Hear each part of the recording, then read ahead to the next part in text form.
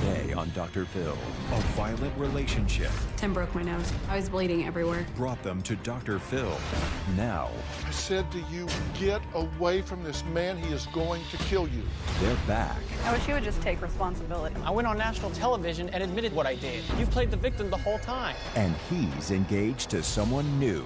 Brittany wants to tell the fiancé to call off the wedding. She contacted Kristen. She was trying to warn her that she didn't need to be with me. I told her everything that Tim has ever done, and she just ignored it. You have eyes wide open at this point, Yes, I right? do. Wide open. Do you intend to pursue this relationship? She says, marry my ex, and you'll be sorry. I just said, I think if you want to make a good choice, this is not somebody you want to date. I'm wondering if your motive is to protect Kristen or jealousy that he's with somebody else. Let's do it. Why don't we stop all the drama, stop all the fighting, and let's go get you better. Here we go. Have a good show, everybody. If I can help get this family back on track, are you willing to do that? Ready, three, take. This is going to be a changing day in your life. Go, Dr. Phil.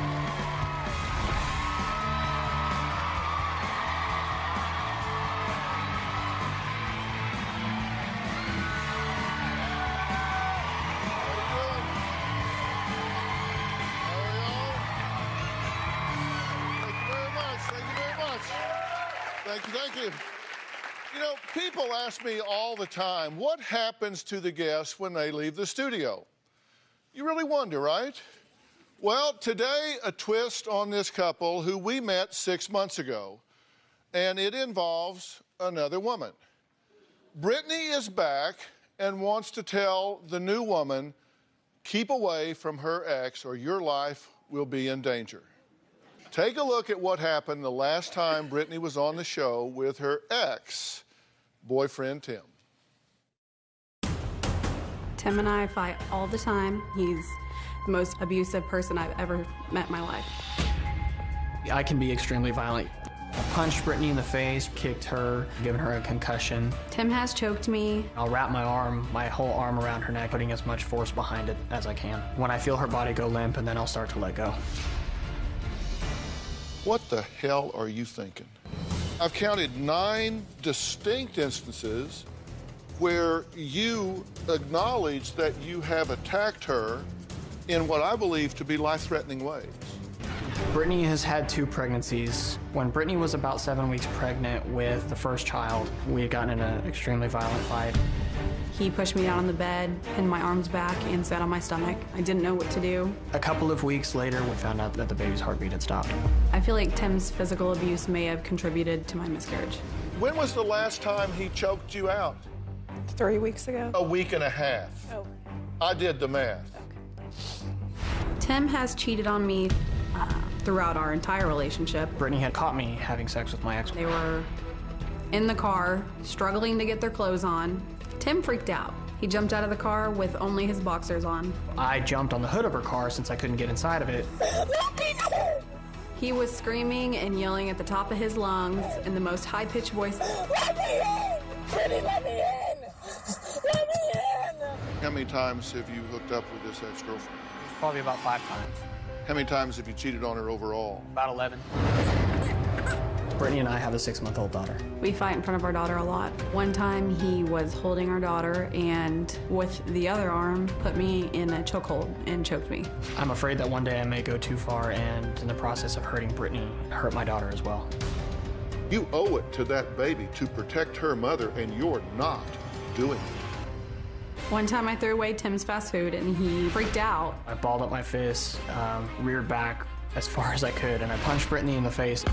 Tim broke my nose. I was bleeding everywhere. That continued to make me more mad, the fact that she was getting blood on the floor. He made me get in the bathtub with all my clothes on and told me I need to clean my mess up. This man is going to kill you if you don't get away from him. See, these are quotes from you. I will put my arms around her neck and squeeze as hard as I can.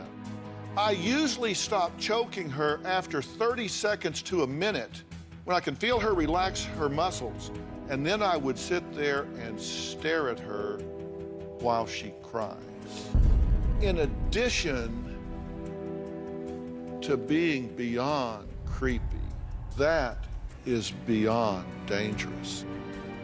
It sounds to me like what I would hear when they were questioning you about her death. Well, as I said earlier, Tim has a new girlfriend named Kristen, and they're engaged. Now, Brittany has never met her in person, and she wants to warn her face to face to stay away from Tim. Although when she left this stage, Brittany did not take my advice and stay away from Tim herself. Take a look. After we got home from the Dr. Phil show, Tim all of a sudden started having anxiety attacks. He thought that I was going to leave him.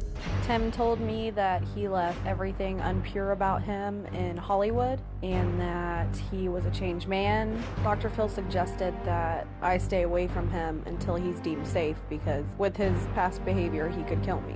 This man is going to kill you. Do you hear me talking? You hear me telling you? But I chose to stay in that situation. When I looked online to look at the comments to see what people were saying, people were commenting that I needed my child taken away. And I got scared. I told Tim I need to leave and stay low for a while because Child Protective Services could come and take my daughter. He told me I wasn't going to leave, and if I were to try, he would block the door. 2 days after the show aired, Child Protective Services came to our house, and since I was still living there with him, they took her that day. I called Tim. I just told him that I was moving out, that I was leaving him, and that I would never get back with him. Tim was seeking female companionship by messaging every girl on his Facebook. Then he started talking to this girl, Kristen, that he knows. They started dating. I contacted Kristen. I told her everything that Tim has ever done. I warned Kristen about the way Tim is, but she thinks she's going to be different. A week later, I found out that they were engaged. I tried to warn her and she just ignored it. Okay. Brittany, I'm glad you're back, but you didn't do what I told you in the most clear terms that I could tell you. I mean, I watched this tape back, and I said to you, get away from this man. He is going to kill you. But you didn't do that. Because I said you shouldn't even leave with him. No, when I got home, we came home together. Listen, I'm not trying to be critical of you now. I'm just saying you have to value yourself. You have to value, as the mother of your child, you have to value yourself as an individual. You have to value yourself as a mother of your child. And you did not do that. And 3 weeks and 2 days after the taping of this show, and 2 days after this show aired, the Child Protective Services in your state came to your home, knocked on the door, and removed your child from the home. Yes. She asked me if I was still living there with Tim, and I said yes. I explained to her that I had had a safety plan to leave on a Sunday, which they came on a Friday. I had a safety plan to leave on Sunday to leave while he was at work, and I told them I would leave then. If that wasn't good enough, I would leave then and just go somewhere. And they were there for about an hour and a half deciding whether or not they were going to take her, but they ended up taking her. They took the child and put her into safety and said you were required to do a number of things in order to have the child back, correct? Yes. Number one, you had to go through a 16-week domestic violence class to be completed by June 13th of 2013. You have already completed that course.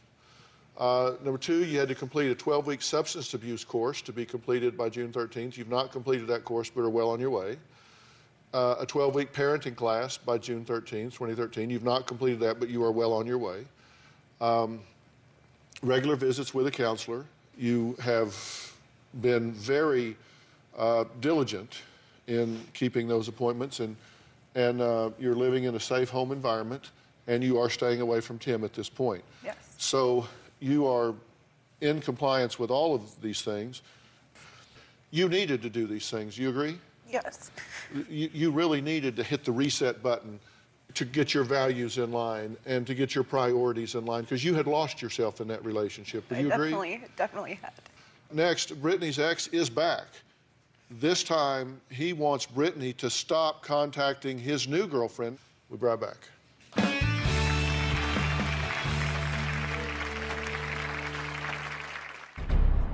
I have a new woman in my life. When Brittany found out, she contacted Kristen. She was extremely mean to her. She called her an idiot. She was trying to warn her that she didn't need to be with me. I became extremely angry. I feel very strongly that Brittany just wanted to ruin my relationship with Kristen and any other partners that should have come along.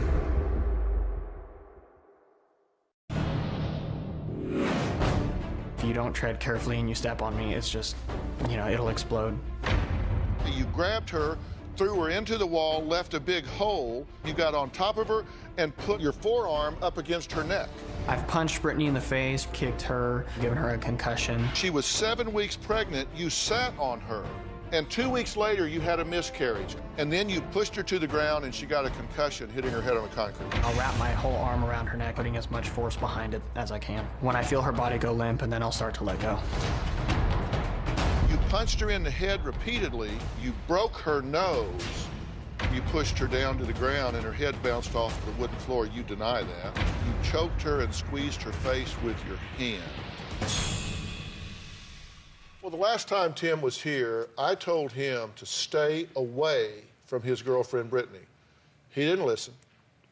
And because of his violent behavior, the state placed their baby in the foster care system. Now, Tim says that he is a changed man, so much so that he's even got a new girlfriend, one with children of her own. After being on the Dr. Phil show, I started asking myself questions like, how could I do that? It really made me open my eyes to how much I really did need to change. I had to make a conscious effort to try to make things better. When I watched the footage of myself, I definitely felt like there was some kind of monster inside me. I knew that there were things on the show that would intimidate anyone, and I knew that there were questions that were going to be raised.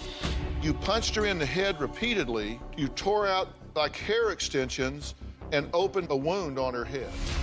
Last time on the show, I feel like I missed the opportunity to touch on bad decisions that Brittany had made.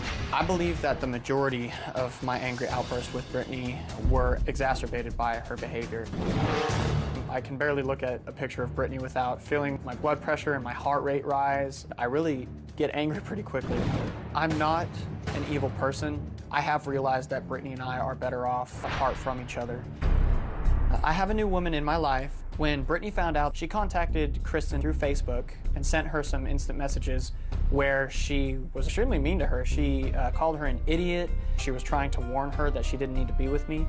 I became extremely angry, and I had actually contacted Brittany telling her to stay out of my business, to stay out of my life.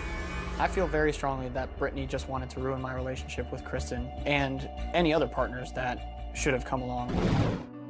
I feel very strongly about Kristen. There's not a doubt in my mind that I've developed a love for her that I haven't experienced in a previous relationship. And I believe myself to have the capability to put together and keep together a strong and successful relationship.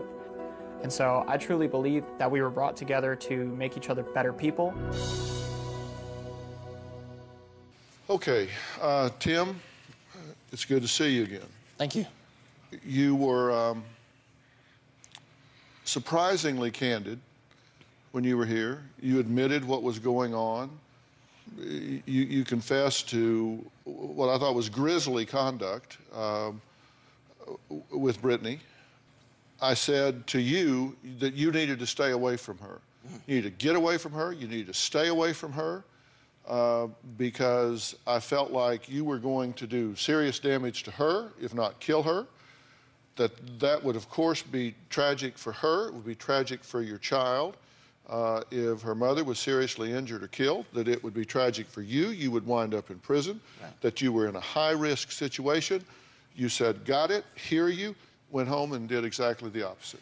I did have the intentions of following your advice. A week or a week and a half later that I was contacted and prepared to go to the PNP Center down in Dallas.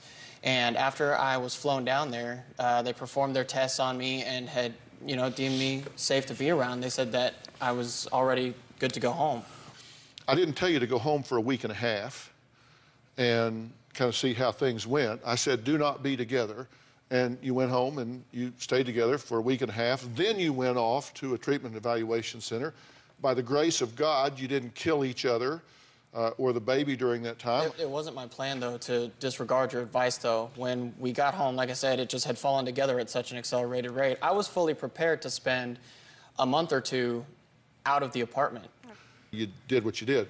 But now, I can guarantee you, they made the right decision taking that baby away from the two of you living together in a high domestic violence situation with you doing what you're doing. I believe that children should be with their biological parents. I believe they should be there. There's no question about that. And in a high-risk situation, I think that was their decision, not mine, but I think they made the right decision, in my opinion. At this point, you've moved on. Correct. You're no longer in this relationship. You have a new girlfriend, and she has 3 children. Correct, yeah. You didn't take very long moving from this relationship to another. No, and that was kind of by accident. I had gotten... Just another accelerated situation that fell together. Well, no. Kristen and I have known each other for a couple of years through Facebook. How did you learn about this relationship? His Facebook? Once you saw this, you saw she had children. Yes. And so you started communicating with her. I'm wondering if your motive is purely to protect Kristen and her children, or part of it is jealousy that he's with somebody else. I can understand that. The only reason I wrote her is because I was looking at my daughter's pictures and I was crying, and then I thought about the pain I was going through, and so I sent her a letter, and it was completely sincere. It wasn't rude. I wasn't rude to her at all. I just said, I think if you want to make a good choice, this is not somebody you want to date. Okay, so you don't have any feelings for him? No. You're not sort of, kind of, maybe, No. sort of backdoor? Maybe anger, that's the in love only with emotion. him in some way? Or? No, I do not. The only emotion I have towards him is anger. Okay. And do you think she's a trigger for you? Because you, I mean, just since she started talking, you've changed. Because you were like Mr. Rogers when you first came out here. And just in the few minutes that you've been out here and she started talking, you've kind of gotten this, like, dark look on your face. Do you guys just kind of bring out the worst in each other? Without a doubt. I don't believe I'm an angry person. I'm not an angry person. I'm not a violent person or anything like that. I just... Generally speaking. Right. Well, and there were details that I didn't get to talk about the last time that I was on the show because I was intimidated and flustered, and some of the details she'll deny to the grave because I believe that she is somewhat in denial. Like, there is a misconception that the reason I broke her nose was because she threw fast food out the window. No, I broke her nose out of a reaction to her hitting me that night. We had gotten home, walked into the apartment, we continued to fight after that issue, and because I was standing in front of the door, she hit me, and I blacked out and reacted. That's when she got hit. She'll deny that fact to the day. But I don't believe that I'm a violent person. I believe that the way that our conversations went, I believe the way that our fights went, her attitude, her language, her body language, things like that, were huge, huge triggers for me. It is not okay for her to hit you. I didn't hit him. And, well, let's just, for argument's sake. Okay. For argument's sake, let's say that she did. Mm-hmm. There is never any theory under which it is okay for you to ever put your hands on a woman in anger. Under any theory. I agree. So the fact that she hit you and therefore you just blacked out and hit her in the nose, that's not okay. Just think about that. Next, Tim's new fiance is here, and Brittany doesn't believe Tim has changed one bit. So Brittany wants to tell the fiance to call off the wedding before it's too late. We'll be right back.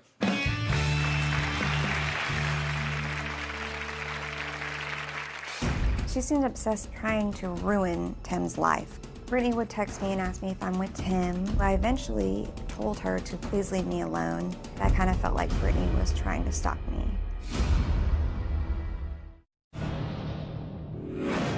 I feel angry when Brittany tries to meddle in my relationship with Kristen. Brittany did create a fake Facebook account to try to trick me and gain information about me. And she also used to hack into my Gmail account to kind of see what emails were being sent and received to get information on me that way as well. Tim used to live with Brittany until the state decided that his behavior was creating an unsafe environment for their precious child. So now he has a new girlfriend named Kristen, a woman Brittany says isn't safe around Tim either. Brittany contacted me because she said she wanted to warn me about Tim. She seems foolish, irresponsible, and immature. And she told me stories about Tim doing the violent things towards her and warned me to stay away from him because he would do that to me. Pretty much put everything on Tim. Then I just started realizing that maybe she was trying to get me to stay away from Tim just to hurt Tim. I think Kristen makes bad choices. They were engaged before they had actually met in person. Kind of feel sorry for her because the only reason that she would get with somebody like Tim does is because she's insecure. She seemed obsessed trying to ruin Tim's life. Brittany would text me and ask me if I'm with Tim or ask me where I am. And I went out with Tim one night and she kept asking me where I was. So I eventually told her to please leave me alone. That kind of felt like Brittany was trying to stalk me. It makes me angry that both of them tend to ignore their problems because both of them rushed immediately into a relationship. They both seem to be kind of crazy.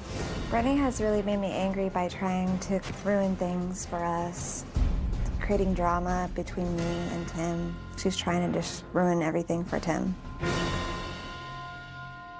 Okay, Kristen, thank you for being here. You guys connected on Facebook for a while, right? Yes. But you only met in person when? Back in January. So you've only known each other for a few months in person? Yes, now in person and for just a few months. And at what point did you learn that these two had problems that involved domestic violence? The same day that I met him, he told me a little bit about his past relationship with Brittany, that he had hit her in the face out of self-defense. Okay, out of self-defense, okay. And when did he mention that he had been here? The first day I met him, he mentioned that he had been on the Dr. Phill show, but he only said that it was from for problems with his ex-girlfriend, or his child's mother, Brittany, with her. And so you went on drphil.com and you found the promo. Yes. For just a little clip about the show, and that gave you pause. After I saw those things, just a little bit of part of it, I said, okay, no, I'm not doing this. That's all I need. All I needed was that little thing that I saw, and then I was done. And I didn't want to be involved with Tim anymore. Okay. Since Kristen hasn't yet seen the last show, I have a section of the tape that I think she should see. Okay. So I just want to be sure you have some information, some data, so we're all on the same page. You're good with this, right? Yeah. So let's take a look at this so you are seeing it. I've counted 9 distinct instances where you acknowledge that you have attacked her in what I believe to be life-threatening ways. She says the first time you were abusive, you got on top of her and yelled at her 2 inches from her face. The second time, you grabbed her, threw her into the wall, left a big hole. When she tried to get away, you got on top of her and put your forearm up against her neck. The third time, she was 7 weeks pregnant, you sat on her. And 2 weeks later, you had a miscarriage. The fourth time, you drove home so erratically that you were bouncing her around the car. And then you pulled her out of the car, pushed her to the ground, and she got a concussion, hitting her head on the concrete. The fifth time, you had a fist fight. You punched her in the head repeatedly. You tore out like hair extensions and opened a wound on her head. The sixth time, you held her against the outside of your apartment and punched her in the side of the head. The seventh time, you broke her nose. He says to you, get in the bathroom, you're getting blood on the floor. And then you're criticizing her for getting blood on the floor. That made you madder. The eighth time you pushed her down to the ground and her head bounced off the wooden floor, you deny that. The ninth time, you choked her and squeezed her face with your hand.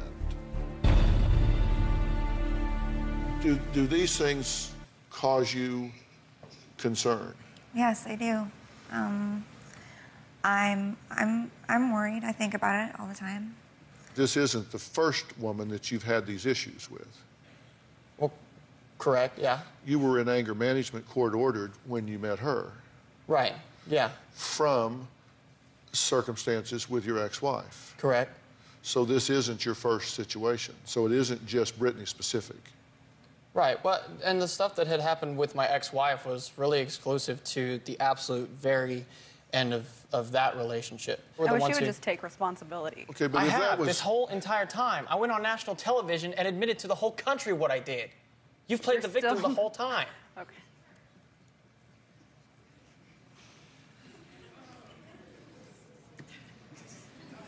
I mean, if there's anything that I am, it's honest and responsible.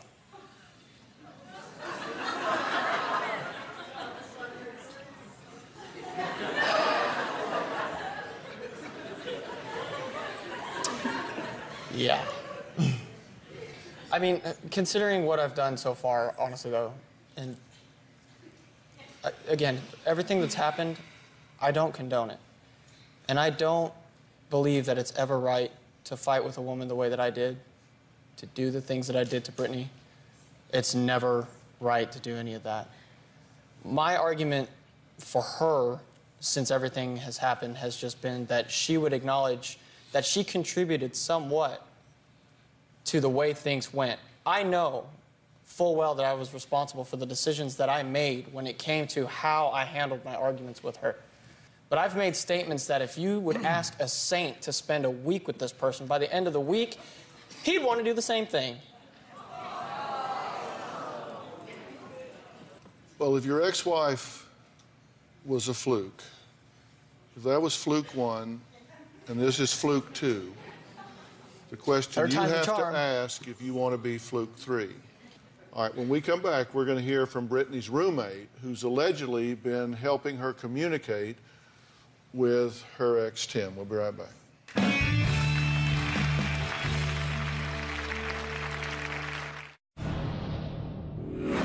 One of Brittany's friends has been threatening me, telling me that she was going to beat me up if I said anything mean about Brittany. It's really scary. I was scared to do this interview because of Brittany or her friends doing something to me. I went ahead and did the interview because I do believe that Tim needs to get his story out there, that Brittany is not the only victim. Well, 3 days ago, Tim's fiancée, Kristen, told us that she was threatened that she better not talk badly about Brittany on the show or else. Who made that threat against you? One of her friends. And what was said to you? Well, she knows that I do Taekwondo from Facebook. She reads my Facebook post, and she says she doesn't care about my martial arts skills, which to me that was a threat, like she was going to try and beat me up if I said anything mean about her. She never threatened to beat you up or anything like that, so. All I know is I received a phone call at work. I'm in the middle of helping one of my customers, and I receive a phone call from... Boy, you ought to stay out of this one.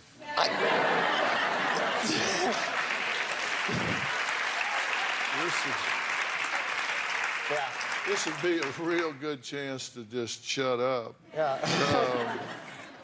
Brittany's roommate, Brooke, asked to come to support Brittany.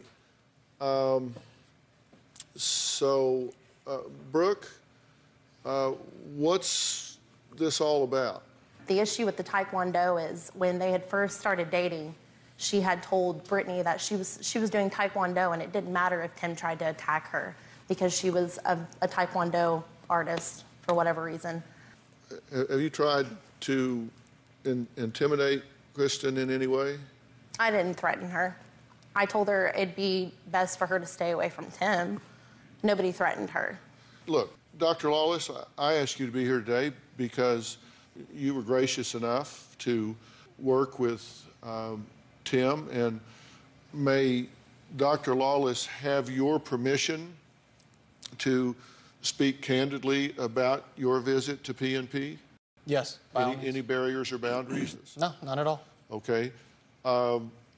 So, Dr. Lawless, you did work with Tim there, and what basically did you find, and what would you think is the circumstance with him going forward? Well, first of all, when he showed up to PNP, we did a full battery on him. And we found that he had a great deal of impulsivity, very great amount of immaturity. What we didn't see was any kind of brain issues that would basically be a factor in terms of his rage. We didn't see any, for example, inflammation of the brain or any kind of abnormality in the brain. So in summary, what would you say his prognosis is? Well, I think he made a great start. I think he is kind of a model of intention to do well. He's still overreactive, as we've seen today, and he still needs a lot of coaching in terms of how to handle stressful situations. So even though it's a high-risk situation now, you see the prognosis is very positive. I do. So you think he has resources to do well? Yes. Okay. Do you agree with that? 100%. So you're willing to learn, you're willing to do the things you need to do? Absolutely. My main concern at this point now, since everything has happened, is to do whatever I need to do to get my daughter back to her family. And when she first got taken away and after my relationship with Brittany initially fell apart, I was extremely angry and extremely volatile, and I was extremely mean to her. But, I mean, it does need to be said that, honestly, at this point, I would love nothing more than to be able to co-parent my daughter with a sense of stability and dependability in that I'm going to be able to get along with Brittany. Do you recognize that you need help? You need training? Yeah. Because, listen, maturity isn't a chronological thing. It's a learning. It's an experiential thing. We learn things as we go along, and you lacked the role models. You lacked a father, a man to put his arm around your shoulder and say, son, here's how this works. Yeah. Here's how this happened. I'm sorry that you didn't have that in your life. I really am. And you need someone to fill those gaps in for you now. And you say some stuff now that the audience just gasp at, and he says it out of ignorance. And by the way, look up ignorance. That's not an insult. Ignorance means lack of information. Mm-hmm. You say it out of lack of information. And that's why people gasp that don't lack the information. They, how could he say that, my God? Why did you not go to the therapist that we set up for you? I wasn't set up with an official therapist to go see. I had gone to the P&P center, and when I got back, I made every effort to be set up with a therapist. Now, most of the phone calls that I made to try to get set up with that were from work because I had a busy work schedule. And so I did try to follow up. I did try to get set up with a therapist. Did you have any trouble connecting with your therapist? I didn't. Yeah. Well, we will renew those efforts for you. I'm a little concerned. You are not ready to be a father to this child.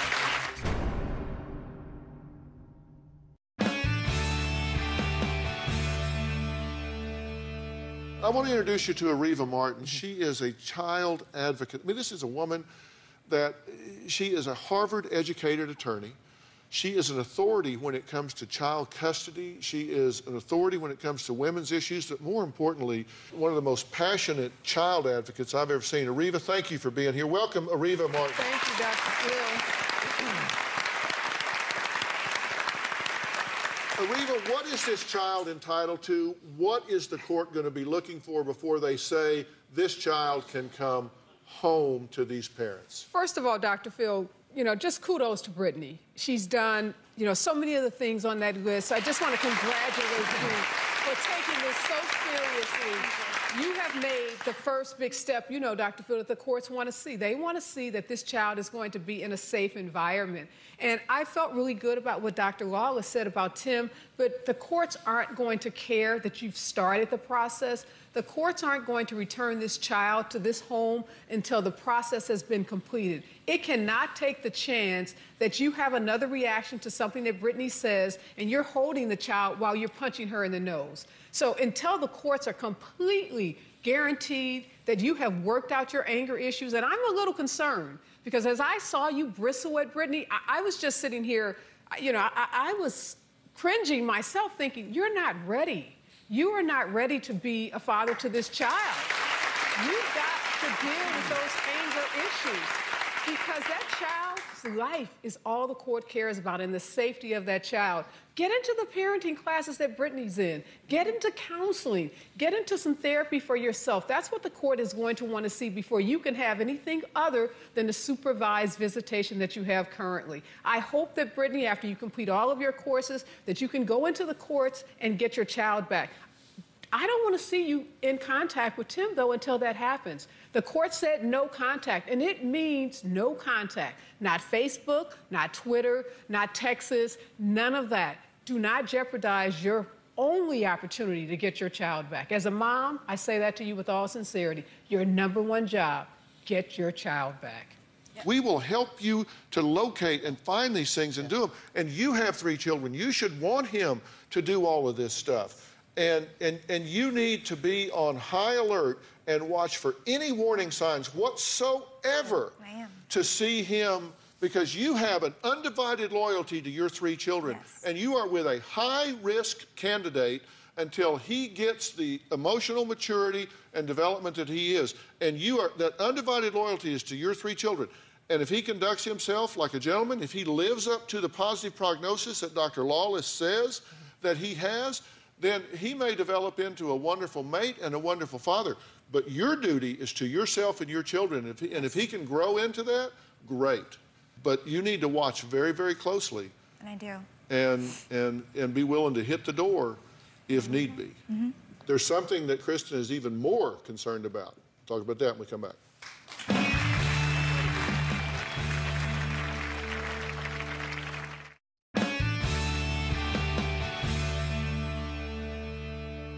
Kristen says that even more concern than she has about the violence is the fact that Tim sometimes spends time on the computer connecting with and talking to men on Craigslist and that sort of thing.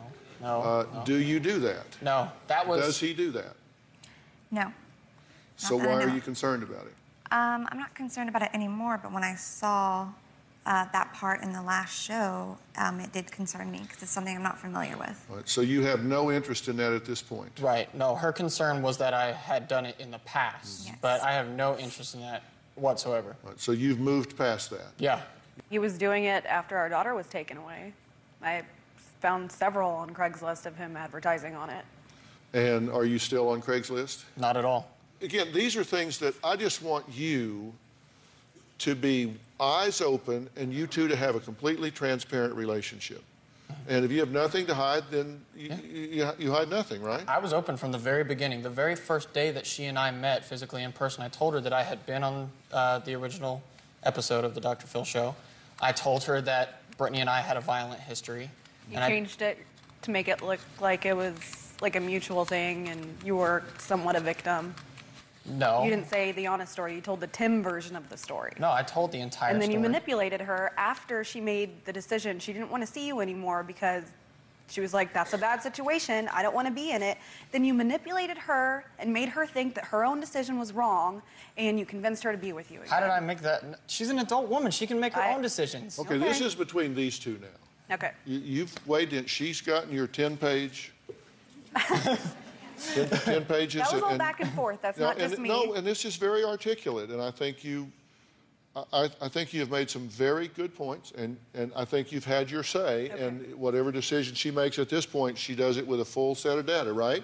Right. And I think what she said to you has been helpful, has it not? Yes, I appreciate her coming to me and saying those things. But I do.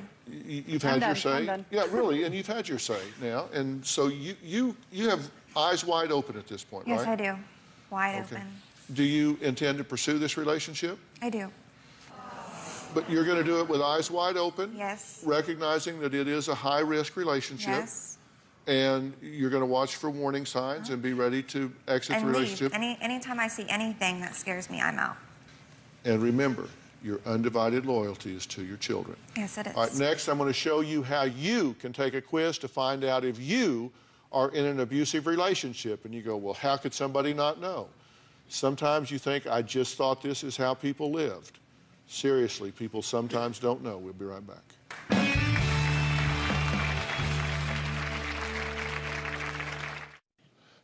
Well, I want to thank all of our guests today, especially attorney Ariva Martin for her very sound advice. Ariva, thanks for not only your advice today, but more importantly for all you do in your role as an advocate. I really appreciate it. Also want to thank Dr. Frank Lawless for his help with Tim and Brittany at the PNP Center at Dallas. And we're going to put a link up for the PNP Center on our homepage. I'm telling you, it is the place to go if you're looking for information about what's going wrong with you or somebody that you love.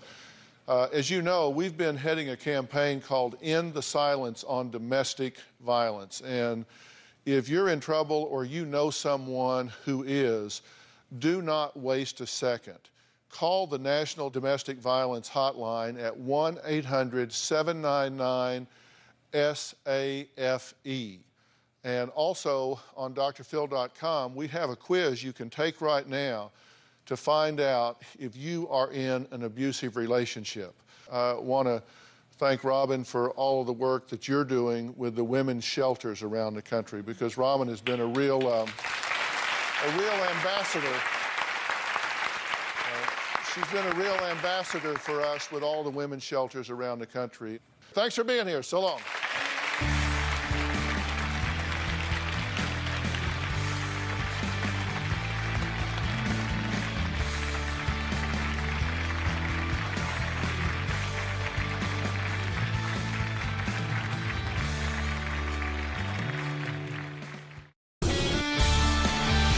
This is going to be a changing day in your life. Have a good show, everybody. Here we go. If it matters to you, that's what I want to talk about. Are we ready in the booth? Take. Let's do it.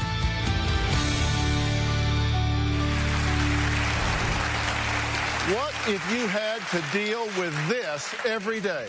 Kids kicking and screaming, doors slamming, dogs barking, parents yelling, nonstop noise.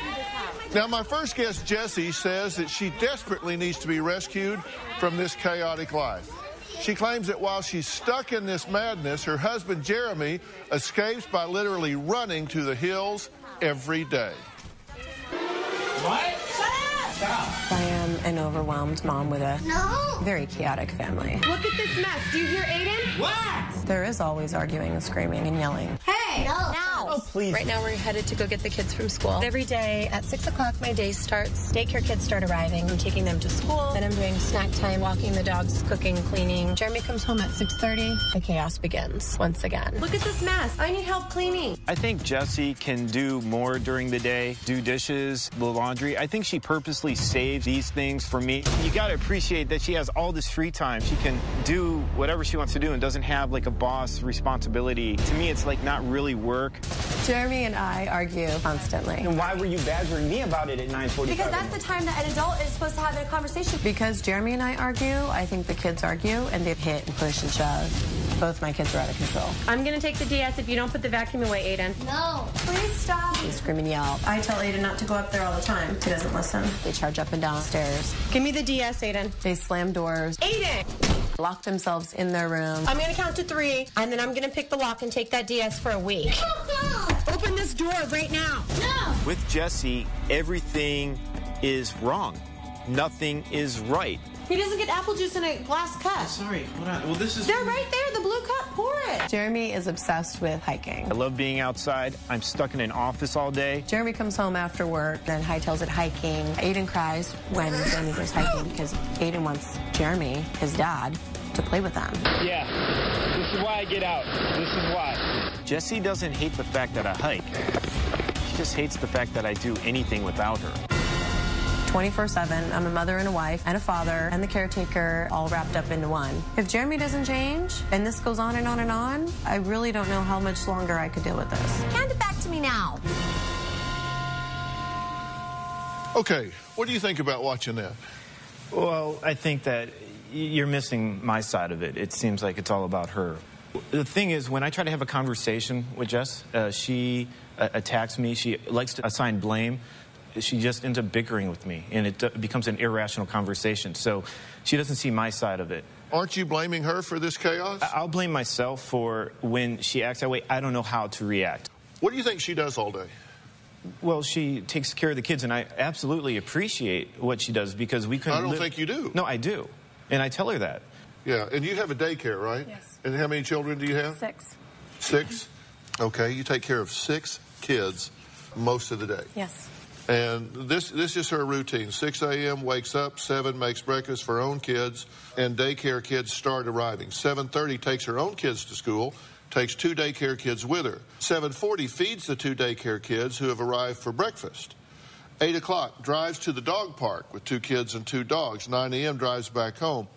9 to 10:30, changing diapers, interacting with the kids. 10:30 picks up 3rd daycare kids from preschool. 11:30 picks up 4th daycare kid from kindergarten. 12 to 12:30 heads home and prepares lunch. 2:45 packs up daycare kids in the car, picks up Alicia, Aiden, and 1 more daycare child from the school bus stop.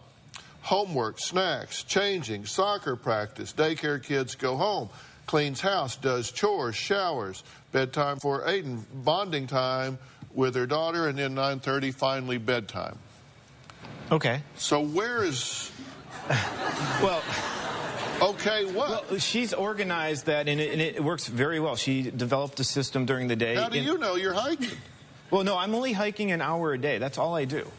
And she makes it seem like I'm hiking. And if I were to go to the gym and work out for an hour, I mean, that's reasonable. It's not like I'm hiking. I would love to go to Yosemite, to these places, but I'm hiking locally. You say you're going to hike 1,000 days in a row? Yes. And what day are you on? I'm on 70-something right now. So you got a lot to go. Yeah, just every day, but it's not... Look, I aspire to do long hikes, and right now I'm just doing very short hikes. Well, he says you're just overreacting to all this. You need to calm down. Please. Quit bickering. Just chat him up about this. I agree. I agree with calming down, yes, but I need help. And I can't calm down if I don't have help with everything. Not just, well, I'm here. Isn't that enough? Because you go to work at 7:30, right? No, I leave the house at about... No, I wake up at 6. I make coffee for her, for us, and then I leave at 6:30. And then I'm off work around 3:30, and that's when I go hiking. I'm back home by 6. 30. 6 o'clock. 30. 5:30.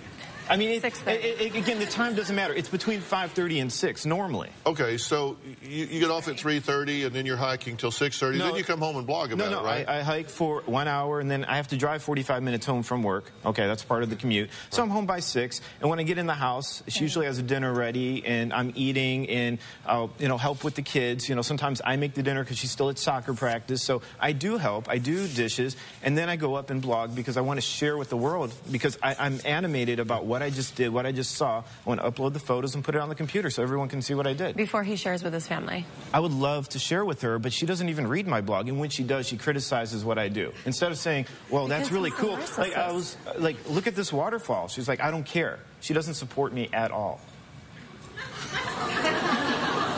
What, do you know why she says... You're in a room full of women, pretty much. There's some men here, and I think they're starting to bail on you. But you know why she says she doesn't care about that waterfall? She didn't experience it. She wasn't there. That mist that comes when the water hits the water and it blows in your face and the grass is whipping. She was packing 4 lunches, loading some kids up at the bus stop, getting some gum out of somebody's hair.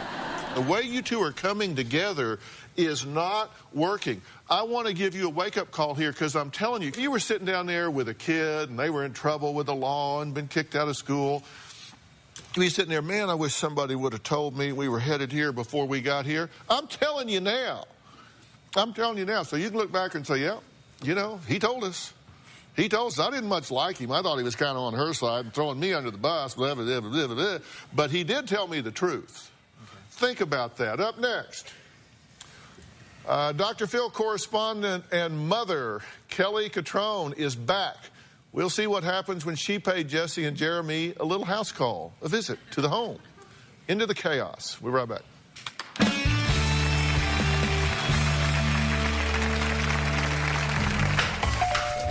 Doorbell. I'm Kelly Catrone. Nice to meet you. Look at me. Say, my name is Aiden.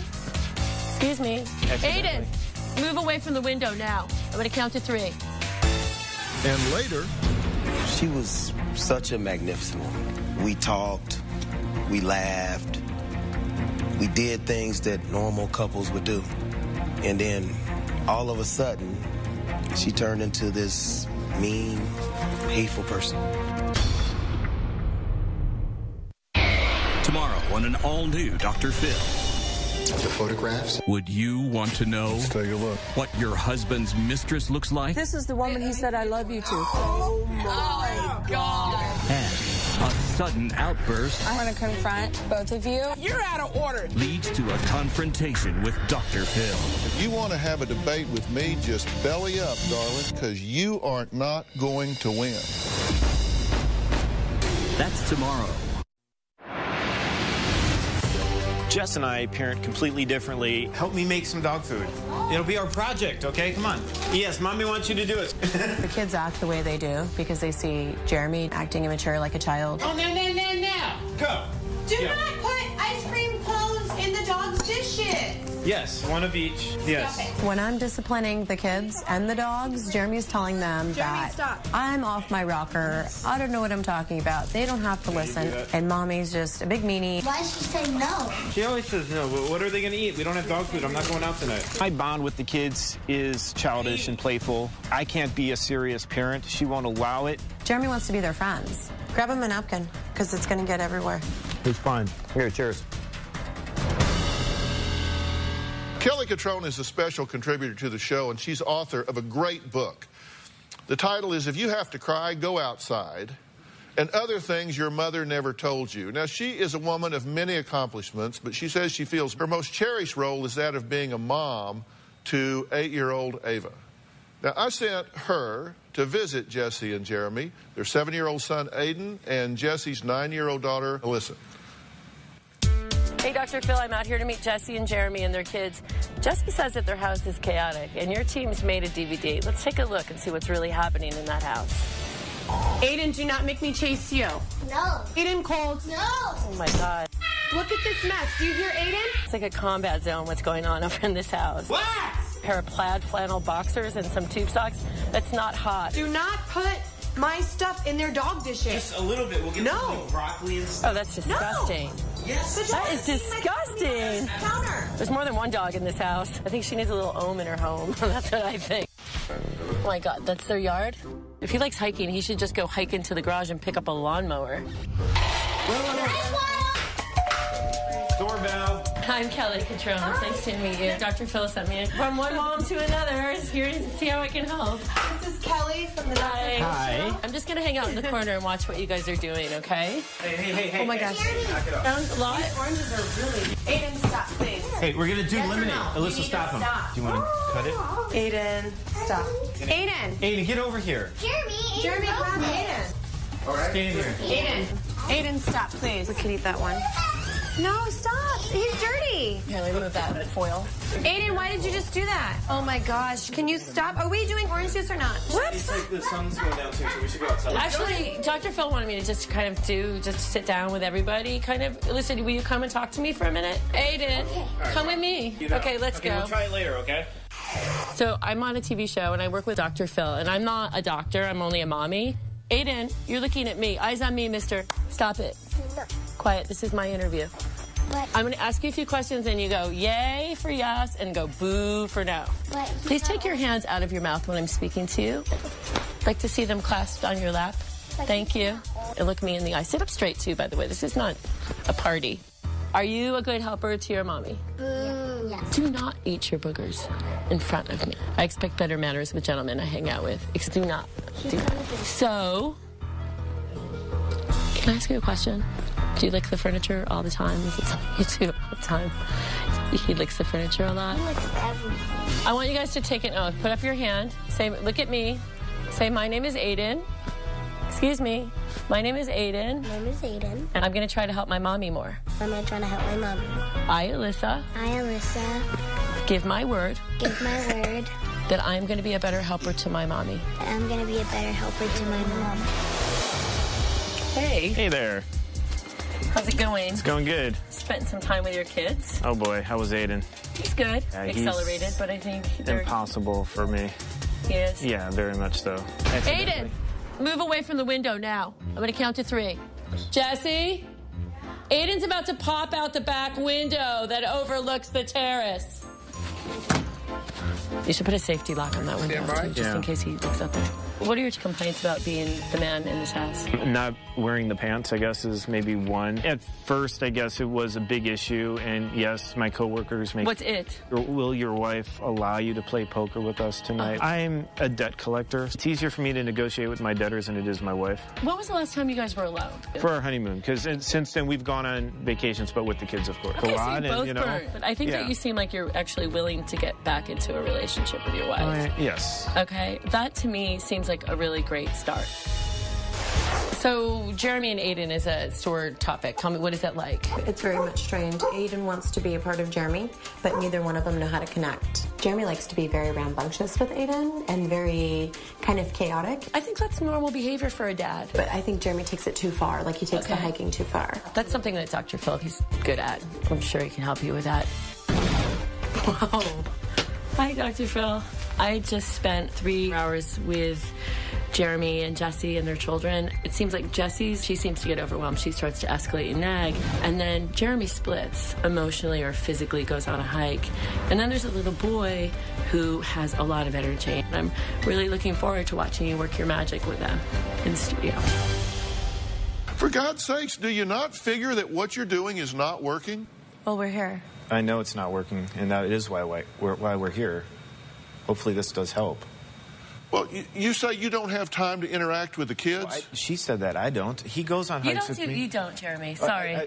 You don't. I was at your house. No, you don't. You're not doing, even if you are like what I call like a pre-1970s dad that thinks like, the guy's job is to take out the garbage, sort out the lawn, deal with the dogs. You get an F. The house is not up to par. You live on a corner property. Your yard's a mess. He has a wee-wee pad wrapped around his tree outside his house next to his swing. I don't care. I thought that you had a tree surgeon there. So their son, who swings and smashes himself into the side of the tree.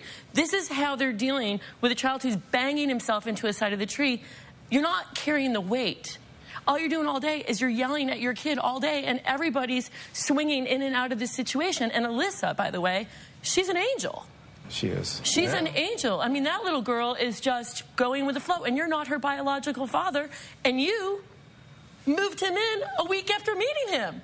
No. So that's... No, not a week after. Well, you met, and then you lived together, right? I mean, it was a while. No, it was right away. Whatever. Her whole thing is her life was probably a little smoother before. What do you hear us... tell me what you're hearing so far. That Aiden's out of control. Our life is out of control. We're not connecting. We're not on the same page, which is why we're here. Well, I don't... I hate these overused terms like we're not connecting, we don't communicate, we're not on the same page. What it means, basically, let's not use metaphors and euphemisms. Let's talk about what it really is. You are teaching these kids that no one is in control. And when you see your son licking the furniture and doing these other ritualistic behaviors, he's just anxiety-ridden. This is anxiety. This boy is just tied up in knots inside because of this chaos. You've got to calm this situation down. I don't care whether you think it's her fault or you think it's his fault. I don't care. F. It's not working, and your kids are paying the price. So you got to stop trying to be right and win the argument and come out better in terms of perception, and you need to be figuring out something to do. We've been talking all of this time. Neither one of you have said, Dr. Phill, tell me something to do different. Dr. Phill, put a verb in your sentence. Dr. Phill, tell me what to do to save my children from this chaos. Neither one of you have asked. You've been barking at each other. Neither one of you have asked one specific question for help. We'll be right back.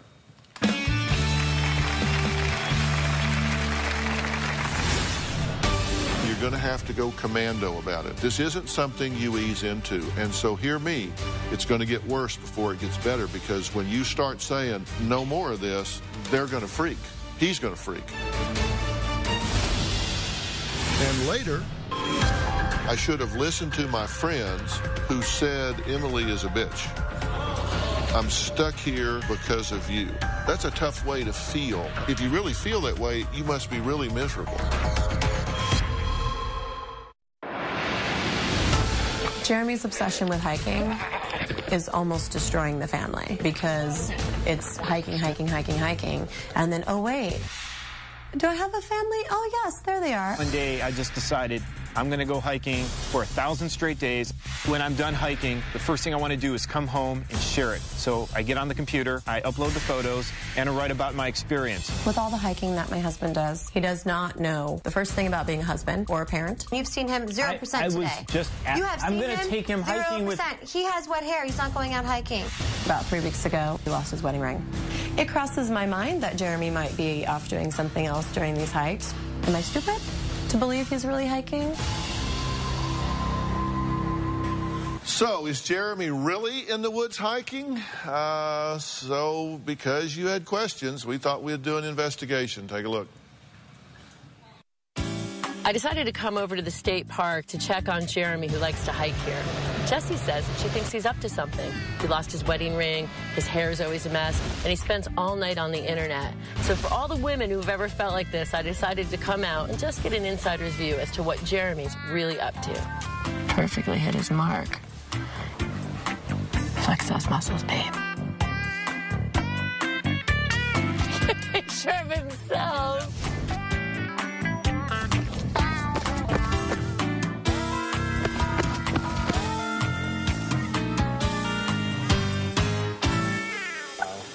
Okay, so you can cross that one off your list, right? I mean, obviously he's doing exactly what he told you he's doing, exactly where he tells you he's doing it.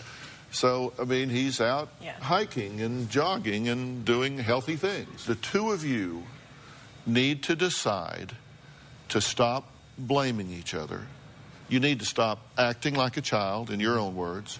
You need to recognize that you're like the little boy that cried wolf. I mean, you've yelled so much, you've badgered and bickered so much, nobody cares anymore. And Aiden needs to be evaluated. Okay, I think he has some anxiety disorders. He may have some ADD or ADHD. And he's at an age now where you can evaluate him for that. What'd you say? No, I'm just like, no, I feel like ADHD and ADD is just so overused these days. I think you're right. He does have anxiety issues. And I think living in a hyper crazy environment is making him that way. I don't think it's ADHD. So what's wrong with getting him tested, though? Just, I mean, wouldn't it be better to, like, say, hey, good news, he's not? Yeah, absolutely. If you've ever watched this show, you've heard me say that those are wastebasket diagnoses that are way overused and applied. Absolutely. But the truth is that there is a neurological profile that determines whether or not he is neocortically underdeveloped. It's not an opinion. It's a matter of fact with the technology we have today. And saying, no, I don't want that to be true is no solution. You're going to have to plug in here. If you want to keep doing the same things you've been doing, you're going to get the same result that you currently have. I'm telling you that the two of you need to fall back and decide that there is no good cop, bad cop here. You guys are going to have to establish some very predictable rules in this house that are calmly enforced, and you're going to have to go commando about it. This isn't something you ease into. And so hear me, it's going to get worse before it gets better, because when you start saying no more of this, they're going to freak. He's going to freak. And so he's going to ramp up and get worse for a day or two. And then it's going to calm down. When I say commando, I'm saying if this little boy is out of control, then you need to take everything out of his world right now. He needs to have a bed and a blanket and a pillow. Nothing on the walls, no TV, no video games, no nothing. And he needs to learn I can earn those back with good behavior. When I'm told to go to bed, if I do what I'm told, then I get to stay up that late the next night. He needs to understand that there are consequences to his actions and that you consistently enforce those things. Think about what I said. I will. Okay? I don't think you will. I think you've decided that this didn't work out for you, that I just don't get it, because you're saying, I did that, I've done it, I've done it, I've done it, I've done it. You are inconsistent, you yell and you scream, you are not listened to, the kids cannot predict the consequences of their actions with you, and as a result, you've got chaos. Unless and until you acknowledge that, this is not going to get better. I acknowledge that. I get that. We acknowledge that. That's why I'm here. And we are here, and we want to make this right. Okay. Well, I suggest that you get your son evaluated. We don't know the first step about I getting will that. arrange for that. Don't even have health insurance. I will arrange for that. Okay. I will arrange for that. I will arrange for it to get done. I will make it happen. Don't worry about insurance. Don't worry about finding the right person. I will get that evaluated. Okay. And then when I give you the information, if you misuse it because you don't want to hear the results, I can't help you. I can't help you. You need help. You need somebody to come in and restructure this household along the lines that I'm talking about. And I will arrange for that as well. And you know what I'm going to tell them? I'm going to tell them when you argue the first time to fold up their tent and leave. Because I am not going to chase you people. Next, a woman who says she hates being a wife and mother and regrets that she had her children. We'll be right back.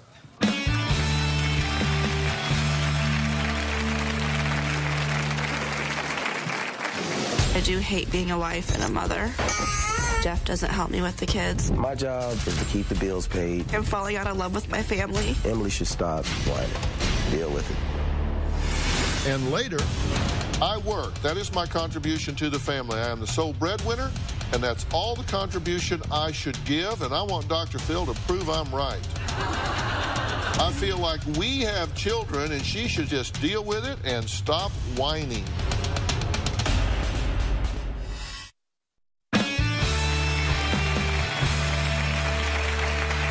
Things can get chaotic in the home, there's no question about it. My next guest, Emily, says that she's actually thought about running away from her life because she, quotes, hates being a mother and a wife. I'm married to Jeff, and we have 3 children. I do hate being a wife and a mother. There were times when I was pregnant with my 3rd child that I did not want him to come out. I just kept thinking about how it was another person that I would have to take care of. I feel overwhelmed because Jeff doesn't help me with the kids. He feels that it's not his responsibility. My job as a husband is to keep the bills paid, keep food in the kids' mouth, keep clothes on their back. Emily's job is to take care of our children. There's days when I just wish I didn't have to pick up my children from daycare. I just think about the chaos when we walk in the door. I've said hurtful things to Emily. I've said I should have listened to my friends when they told me that you were no good for me. I've also told Emily I've wasted my time. I feel that my husband doesn't support me. My kids are against me. Jeff is the good guy, and I'm the bad guy at home. I lay back and watch my kids disrespect my wife just to see what kind of reaction she gives them. The kids like me better than they like Emily. The kids don't respect Emily. I feel like I'm falling out of love with my family.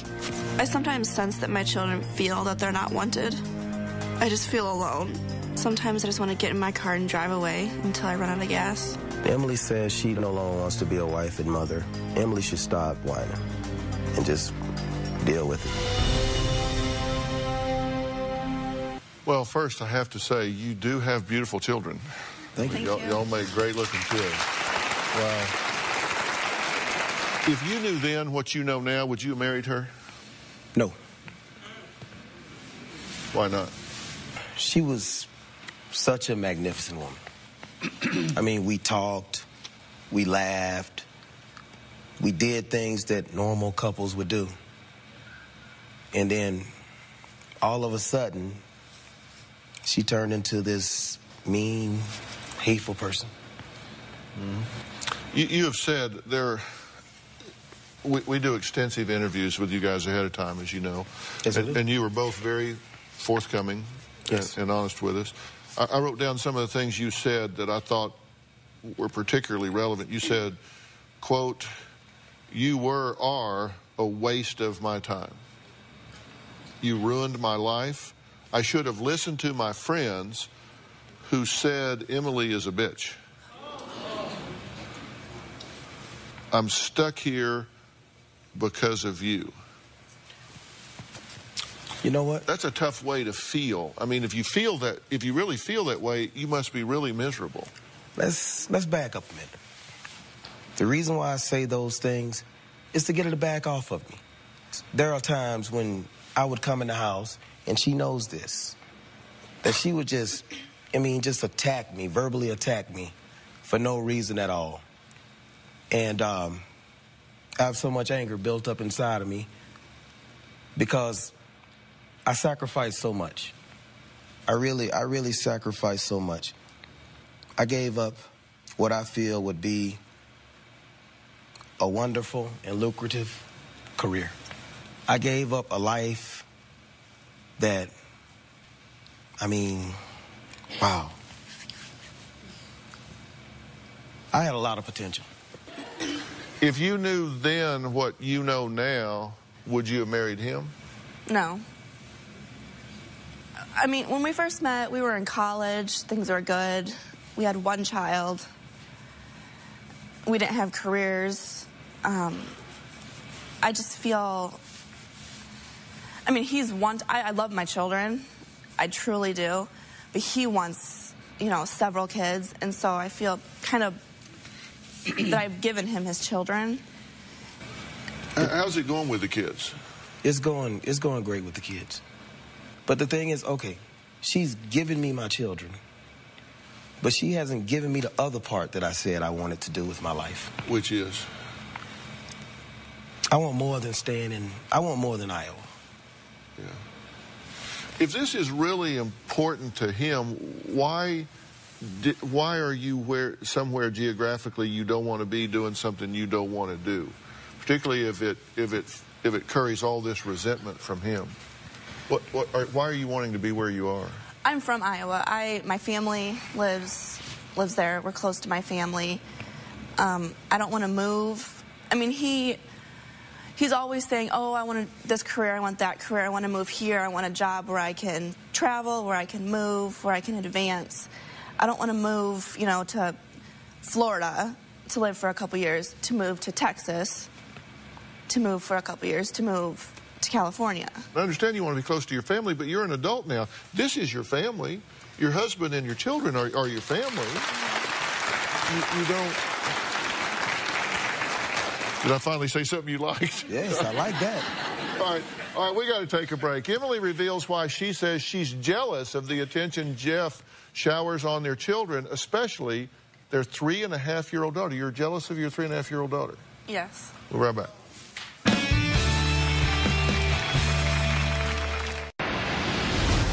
Alyssa's my baby girl, I spoil her. I call Alyssa my problem child. She will scream in my face, hit me, yell at me. I feel jealous for Jeff giving Alyssa most of the attention. If I paid the same attention to Emily as I do Alyssa, our marriage would be better. I feel that Jeff cares about Alyssa more than he cares about me. Well, Emily admits if she could start over, she would not have children at all. She also admits to being jealous of her husband Jeff's relationship with their 3.5-year-old daughter, Alyssa. Now, have y'all not said this is not working? Would you rather be miserable in Iowa or happy in Texas? Would you rather be with somebody that is the kind of vibrant woman that you love and admire, or somebody that's sorry she ever married you? Wonderful and vibrant. So why are you doing what you're doing? Why are you not negotiating something different here? We've talked about moving, and I'm willing to move. It's just, I feel it would be the inconsistency of him knowing what he truly wants to do. Wait a minute. You understand your responsibilities go way beyond putting a roof over their heads, right? Yes, I do. Because that's what you said. You said, my contribution here is that I pay the bills. That I work. That is my contribution to the family. I am the sole breadwinner, and that's all the contribution I should give, and I want Dr. Phill to prove I'm right. I feel like we have children, and she should just deal with it and stop whining. That's, to be honest, true. I mean, a lot of times I feel that way. I mean, I've given up so much. Why can't she sacrifice? I work full-time. So if I came home from work and decided, oh, I'm home, I'm off work, who's going to cook? Who's going to clean? Who's going to put the kids in bed? I don't get to come home and just lay on the couch, watch TV. Do you understand? My day doesn't end when I get off work. Do you understand the weight that is put on my shoulders? If you would understand that. I mean, honestly, it all falls back on me. If you didn't have a job, honestly, if it all falls back on me. If my family lived on the streets, if we didn't have food in the house, I mean, if we didn't have transportation, well, what's her husband doing? Why isn't he doing this? Why isn't he doing that? I understand that you have a lot of weight on your shoulders, but so do I. I work all day. But I have a tough job. But what you're telling me you want me to do is go to work, because I get up at 5 o'clock in the morning. A lot of times, I don't get home at least until 7 or 8. I'm supposed to come in, prepare dinner, give the kids a bath, put them to bed. I mean, come on. And that's not what I want, and I don't ask that. Yes, when he walks in the door, the kids run to him because they want to see him, and I try to take advantage, like, I'm going to go take a bath. I'm going to go do something by myself for an hour. I get in the bathtub, knock, knock, knock. We have to go potty. We want this. We want that. The kids are crying. Where's Dad? Watching TV. Those children need their father engaged in their life, interacting with them, involved in their school projects, going to their games, talking to them when they're upset, confused, or crying, celebrating when they're happy, bonding with them through hobbies and projects and opportunities and things that you can do. They need those things from you. It's not, it just, I tell you what, I would a whole lot, I said this to y'all, you say, oh no, I have to run this daycare, I have to do this stuff. Let me tell you, you would be better off living in a single wide trailer with an engaged father than a nice house with an absent father. I'll guarantee you. You have to decide what your priorities are, whether your priorities are bricks and mortar and a house and a car, or whether your priority is that you nurture each other and you give your children a chance to flourish in this world. All right, we got to take a break. Jeff admits to recently leaving their home for 1 week due to fighting with Emily. Has this couple passed the point of no return? We'll see. They both said they had to do over again, they wouldn't do it. Well, maybe now's the choice point. We'll be right back.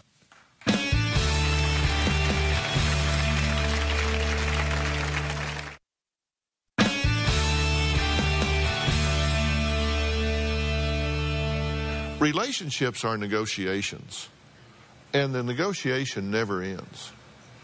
And if you are so resentful and embittered at her for what you think she has caused you to sacrifice and take away from you, then you need to go back to the negotiation table. If you say, this is not the life I wanted a husband, an involved husband, and I don't want to be a vagabond moving around the country all the time, but I do want to work at this, then you've got to come back to the table. And you know what? I have a rule in the way I approach negotiations. And I'm a pretty good negotiator. And my number one rule, if I'm sitting down negotiating with you, is to figure out how I can get you the most of what you want. That's my number one rule. It's not getting what I want. I'll get to that in a minute. Trust me, it will be on the list. But oftentimes we want and value different things. So it may be I can give you tons of what you want without costing me what is most important to me.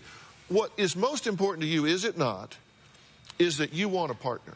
Yes, I do. You want to be treated with dignity and respect. Yes. You want to be loved. Yes. You want to be nurtured. Yes. You want to be protected. Mm-hmm. You want all the things that people want when they form a marriage. You want help with your children. You want a peaceful life. Yes. There's not one thing she wants that you don't want her to have. It's true. Don't you want her to have a man that loves her? I do love her. And don't you want her to feel that? Yes. And don't you want the kids to be healthy and happy and secure and the home to be peaceful? So everything that she prioritizes, you're willing to give. True. And she has just said, look, I'm willing to move. I just don't want to get badgered in a different place. And you admit you're very angry at her. I mean, that's your victim role. You're very angry at her. And I'm saying stop being a victim and start creating your own experience. Step up and say, all right, I will pledge to you, and mean it when you say it, if you will support me in what I think is important in my ability to provide for this family financially and to feel that I'm doing something I can be proud of, if you will support me in that, I will bend over backwards in taking the stress off of you and helping you in this relationship. And you two can come back together and be excited again. Yeah. He's not an evil guy. He's just really pissed off. I mean, I don't mean to yell and nag all the time. but I don't know what else to do. What you just told Dr. Phill, you said, okay, why should I move to make him happy? Why can't it be about us? She is feeling the need to move back there because your ass is checked out. I have checked out. I have checked out. You check back in, that need will go way down. Seriously, if you plug back in, that need... She's saying, these are the people that love and support me. Why would I go off with the enemy? And that's how I feel. If I'm going to sit at home and be the one to get my kids up and take them to school and daycare and go to work and come home and cook and clean and get them ready for bed, why not move closer so at the end of the day I can send them to my parents' house so I can have some time to myself? Because it's time to grow up and work this out here. You either need to work this out, or get a divorce and go home. Those are the options, right? Yes. You either need to work it out or get a divorce and go home. And you have to be willing to broaden your definition of what being a man involves. And listen, I know this because I started out the same place. Robin will tell you, when I was a young doctor, I was working 20 hours a day, stamping out disease and suffering. Right. I was going to save the world, and, I mean, whoever's got the most toys in the end wins. That was it for me. And then as we began to grow as a couple and as a family, I began to realize that my responsibilities went way beyond how much money I brought to the table.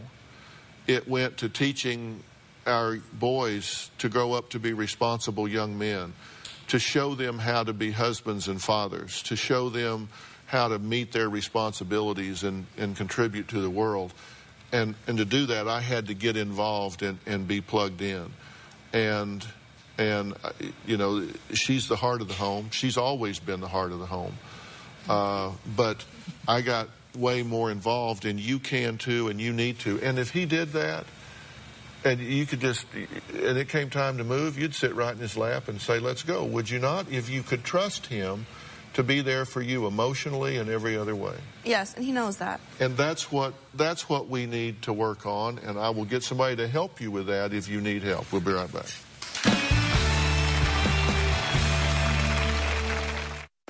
Well, we've been talking about chaos in the family, and I want to thank both of my couples today for coming here and talking about this, because look, there is stress. You merge lives, you start sharing space, time, money, energy, effort, then you throw in a couple of kids, and they want to eat every day. They want to, you know, there's always something.